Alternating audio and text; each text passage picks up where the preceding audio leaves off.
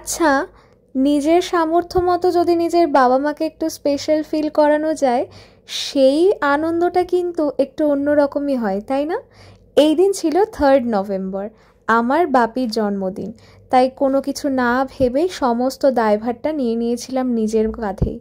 সকালবেলা রেস্টুরেন্টে গিয়ে সমস্ত কিছু ঠিকঠাক আছে কিনা দেখে বাড়ি এসে রেডি হয়ে আবার চলে যাই ওখানে। তো বলে রাখি, এই দিন বাপির জন্মদিনে ইনভাইটেড ছিল বাপির কিছু পুরনো বন্ধু বান্ধব, তার সাথে বাপির অফিস কলিগরা। Happy birthday to you. Happy birthday to you. Happy birthday dear Babu. একটু বলি Happy birthday to thank you.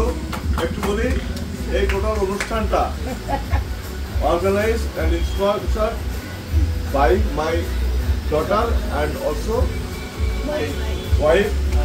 তো বলে রাখি, এই দিন লাঞ্চের মেনুতে ছিল মাটন বিরিয়ানি আর চিকেন চাপ।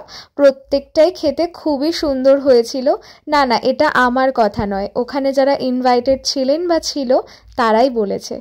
যখন আমরা সবাই মিলে খাচ্ছিলাম, এই ভিডিওটা বাপি ক্যাপচার করেছিল, তাই আমি এটাকে একটু স্পিডেই তোমাদের সাথে শেয়ার করলাম।